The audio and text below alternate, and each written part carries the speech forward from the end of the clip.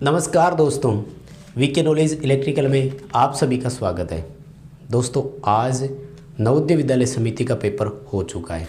अगर आप पेपर देने गए हैं तो बहुत अच्छी बात है ये, और आप फॉर्म यदि अप्लाई नहीं कर पाए तो भी इस पूरे एनालिसिस और रिव्यू को आप ज़रूर देखें। हम दोस्तों बात करने जा रहे हैं आज पेपर कैसा रहा, क्या पूछा गया उसमें, क्या सिनेरियो रहा, ओवरऑल पेपर कैसा रहा। दोस्तों, जब एडमिट कार्ड जारी हुए थे तो आप हमारा वीडियो देखिए। मैंने उस वीडियो में ये कहा था कि हो सकता है प्लम्बर की बजाय इलेक्ट्रिशियन के क्वेश्चन ज़्यादा रखे जाएं, इसलिए आप प्लम्बर को बहुत ज़्यादा समय ना देवें। क्योंकि दोस्तों, आज जो टेक्निकल के 60 क्वेश्चन आए उसमें सभी 60 के 60 क्वेश्चन इलेक्ट्रिशियन के ही पूछे गए, प्लम्बर का एक भी क्वेश्चन नहीं पूछा गया। ओवरऑल पेपर काफ़ी अच्छा था, बहुत बढ़िया पेपर मैं इसको कहूँगा।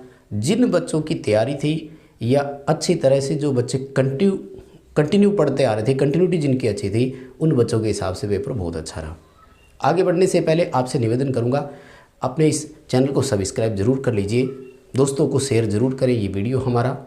और आप यदि पेपर देते तो पेपर कैसा रहता, पेपर देकर आए हैं तो ये जो हमें 20-25 प्रश्न मिले हैं, आपके इनमें से कितने सही है मिलान कर लीजिए। दोस्तों, हमारे ऐप को डाउनलोड आप ज़रूर करें, इस वीडियो के डिस्क्रिप्शन में लिंक दिया हुआ है। ऐप पर सूटेबल कोर्स आपके लिए है और आज का पूरा पेपर उन्हीं में से आया है। एक एक चीज़ें इस तरह से लिखवाई थी मैंने जो एज़ इट इज़ उस आपको नोट्स में मिल जाती है, हमारे ऐप के नोट्स में, और सारी इसमें पूछी गई थी। आई होप आपको बहुत अच्छा सीखने को मिला होगा। और जो बच्चे ऐप लेकर गए हुए थे और जिन बच्चों का पेपर हुआ है वो ज़रूर हमें बताएं आपको कैसा लगा। आइए दोस्तों, प्रश्नों को हल करते हैं। काफ़ी ठीक ठाक पेपर रहा और जिन बच्चों की अच्छी तैयारी थी उनके हिसाब से तो और भी अच्छा था। चलो शुरू करते हैं कि सवाल क्या क्या पूछे गए हैं ना। देखो, एक क्वेश्चन पूछा गया था, बहुत ही सिंपल सा क्वेश्चन था कि फ्रीक्वेंसी का मान 60 हर्ट्ज है और मशीन में 12 पोल है, तो इसकी सिंक्रोनस गति की गणना कीजिए।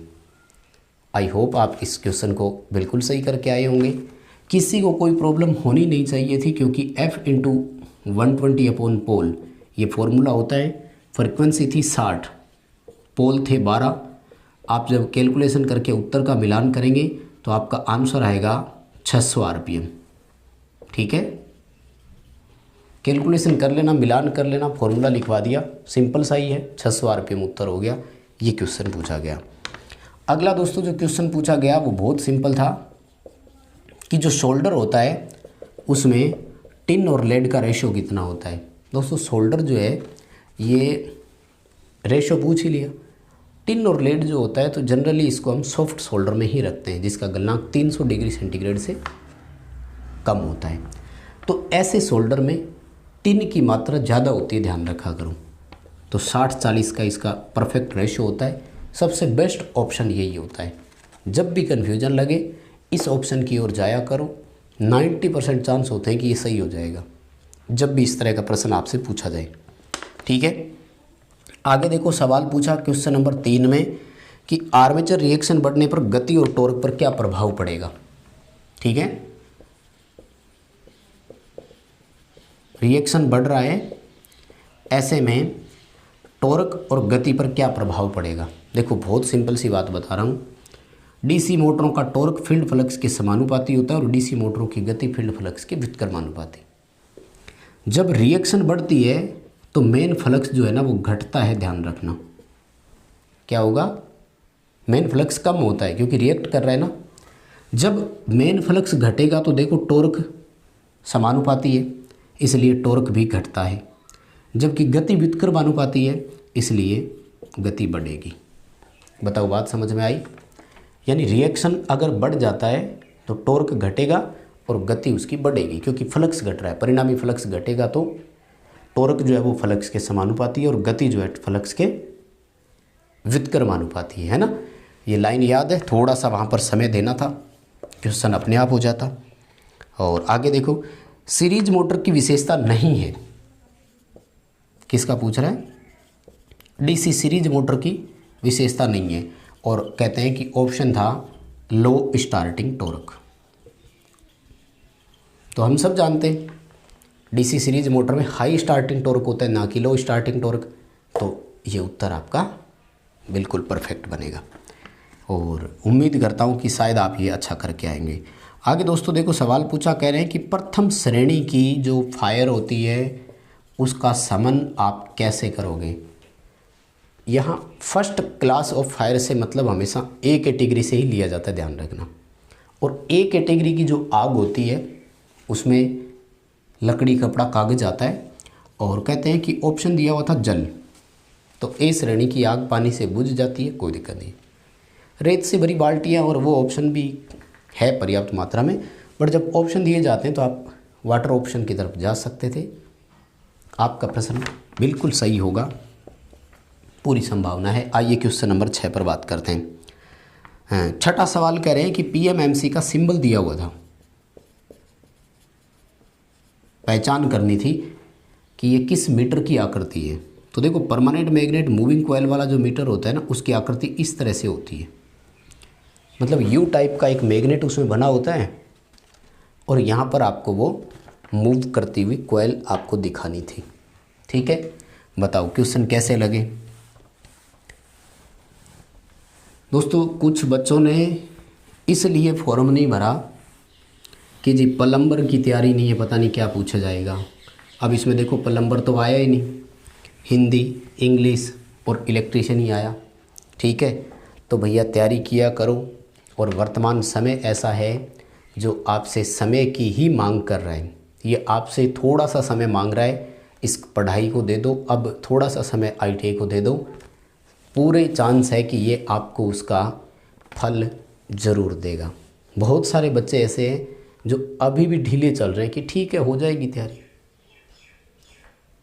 टेक्निकल हेल्पर ही तो है, आईटीआई वाले ही तो है, आरएएस थोड़ी है, ये है वो है।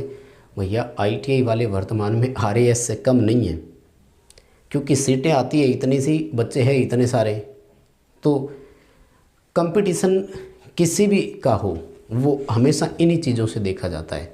तो थोड़ा समय दे दो, अच्छी तैयारी करो, अच्छी जगह पर आओ, आप सबका स्वागत है। ऐप डाउनलोड करो, कोर्स में प्रवेश लो, कोर्स बहुत कुछ आपको सिखाएगा। आओ जरा क्वेश्चन नंबर 7 में से चलते हैं। 7वां क्वेश्चन था कि क्यू फैक्टर की गणना करो और आपको रेजोनेंस फ्रीक्वेंसी और बैंड विड्थ दिया हुआ था। दोस्तों क्यू फैक्टर ज्ञात करने के लिए फॉर्मूला होता है रेजोनेंस फ्रीक्वेंसी बटे बैंड विड्थ। क्वालिटी फैक्टर ज्ञात करना हो तो अनुनादी फ्रीक्वेंसी में बैंड विड्थ का भाग दे दो। देखो रेजोनेंस फ्रीक्वेंसी दी थी 1 मेगा हर्ट्ज, तो मेगा में 10 की पावर 6 होती है। बैंड विड्थ दी हुई थी 20 किलो हर्ट्ज, तो 20 में 10 की पावर +3 होती है। देखो +3 से +3 कटेगी तो 10 की 3 बचेगी। 1000 में 20 का भाग देना है, आपका उत्तर आएगा 50। और फैक्टर है, कोई इकाई नहीं होती इसकी, तो जो क्यू फैक्टर है वो कितना आ जाएगा, 50 आ जाएगा। और आपको बिल्कुल इसका अच्छे से सही करना था। 8वां सवाल देखो, कैपेसिटर की कैपेसिटी पूछी थी, तो सी ज्ञात करना था, Q/V होता है, और Q और V के दोनों मान आपको स्पष्ट दिए हुए थे। सवाल लिखा था कि उस धारित्र की धारिता ज्ञात कीजिए जिसे 25 वोल्ट तक आवेशित करने के लिए 0.5 कूलाम की आवश्यकता होती है। अब ये क्वेश्चन बताओ आप कब से पढ़ते आ रहे हो, इवन आंकड़े भी चेंज नहीं किए, तो आपको कैलकुलेशन करने की ज़रूरत नहीं है, मुझे तो इसका उत्तर तक याद दें। 0.02 फेराड इसका उत्तर आएगा। मतलब इतना रिपीट हो रहा है ये क्वेश्चन कि आपको संख्याएं भी चेंज नहीं कर रहा, तो उत्तर गुणा भाग करने की ज़रूरत ही नहीं है, सीधा ऑप्शन पर क्लिक कर देते। आगे देखो क्या कह रहे हैं। RL सीरीज सर्किट था जिसमें R 6 ओम है, XL 8 ओम है, Z की गणना करनी थी, है ना। तो इम्पीडेंस ज्ञात करने के लिए क्या होता है, R² + XL² और दोनों का अंडर रूट। यही है ना फॉर्मूला। तो भाई इससे इजी और क्या चाहिए क्वेश्चन में। देखो 6 की स्क्वायर 36 होती है, 8 की स्क्वायर 64 होती है, दोनों को जोड़ोगे तो 100 आएगा, और 100 का अंडर रूट कितना आता है, 10। इम्पीडेंस कितना करना था 10 ओम। बताओ क्वेश्चन इजी था कि नहीं था। उसके बाद देखो मैं बार बार करवाता आया हूँ, 1 एम्पियर घंटा में कितने कूलाम होते हैं, है ना। देखो कूलाम जो होता है ना वो एम्पियर सेकंड के बराबर होता है। कूलाम जो होता है वो किसके बराबर है, एम्पियर सेकंड के बराबर है। तो आपको एम्पियर घंटा को एम्पियर सेकंड में बदलना था, तो 1 एम्पियर और घंटे में सेकंड कितने होते हैं 3600, तो 3600 कूलाम के बराबर था। बस, ज़्यादा लंबी चौड़ी बात ही नहीं है। प्राइमरी सेल कौन सा नहीं है, क्या पूछा, प्राथमिक सेल कौन सा नहीं है। और कहते हैं कि ऑप्शन दिया हुआ था निकिल आयरन। क्या ऑप्शन दिया हुआ था, निकिल आयरन। तो जानते हैं ना निकिल आयरन सेकेंडरी सेल है। और उसके बाद में सवाल पूछा कि 2 प्रति समांतर SCR के इक्विवेलेंट कौन है, यानी निम्न में से ऐसा कौन है जो 2 विपरीत समांतर में जुड़े SCR के बराबर है। विपरीत समांतर में जुड़े हुए के समान जो होता है ना वो होता है ट्रायक। कौन होता है, ट्रायक। 2 SCR इसमें विपरीत जुड़े हुए के समान होते हैं, ठीक है। 12 प्रश्न हो गए ना। अब बताओ इन क्वेश्चनों को देखते हुए आपको पेपर का लेवल कैसा लग रहा है। इतना आसान भी नहीं था कि बिना पढ़े कर सकते हो, लेकिन इतना टफ भी नहीं है कि पढ़े नहीं, पढ़े और चीज़ आए नहीं, ठीक है। उसके बाद में देखो question number 13, 2 millihenry, 5 millihenry और 10 मिली हेनरी 3 इंडक्टर समांतर में थे, डायग्राम बनाया हुआ था, ठीक है ना, ऐसे। और इनका टोटल इंडक्टेंस आपसे पूछा, 2 मिली हेनरी से कम आएगा। और फॉर्मूला क्या है, 1/LT बराबर 1/L1 plus 1/L2 plus 1/L3, यानी 1/2 प्लस 1/5 प्लस 1/10, ठीक है। एलसीएम लेकर आप जब इसको हल करोगे तो उत्तर कितना आएगा आपका 8/10, और 10/8 करोगे तो उत्तर आ जाएगा लगभग 1.25 मिली हेनरी। भाई इस लाइन को यहाँ कैसे हल किया ये तो आपको आता ही होगा ना, गुणा भाग करना, कैलकुलेशन, सबके अपने अपने अलग अलग तरीके होते हैं, कैलकुलेशन तो नहीं समझाई जा सकती ना, ठीक है, सिंपल ही था। आगे कह रहे हैं क्वेश्चन पूछा कि 29 इलेक्ट्रॉन वाला जो कॉपर परमाणु है उसकी पहली कक्षा में इलेक्ट्रॉन कितने हैं। अब भाई 29 वाला हो चाहे 28 वाला हो, वो जो एटम होता है ना परमाणु, उसकी पहली कक्षा में हमेशा 2 इलेक्ट्रॉन ही होते हैं, चाहे वो किसी का भी हो। 2, 8, 18 याद है ना, 2n² वाला नियम, फिक्स था उत्तर। ज़्यादा सोचने समझने की ज़रूरत नहीं थी, कैलकुलेशन करने की ज़रूरत नहीं थी। क्वेश्चन नंबर 15 कह रहे हैं कि 200 टर्न दिए हुए थे, 2 एम्पियर की धारा दी, कॉइल का MMF पूछा था, मैग्नेटो मोटिव फोर्स। क्या फॉर्मूला होता है, N × I। तो 200 × 2 करोगे तो 400 एम्पियर टर्न हो गया कि नहीं, बताओ। सिंपल प्रश्न आपको लग रहा है कि नहीं। उसके बाद में देखो सवाल पूछा कि लेड एसिड सेल की 4A प्लेट किसकी बनी होती है। देखो ये तो मैंने अभी करवाया था, ऑफलाइन क्लास में हुआ, खैर सॉरी आपको नहीं। लेड एसिड सेल में पॉजिटिव प्लेटें 2 तरह की होती है, 4A प्लेट और प्लांटे प्लेट्स।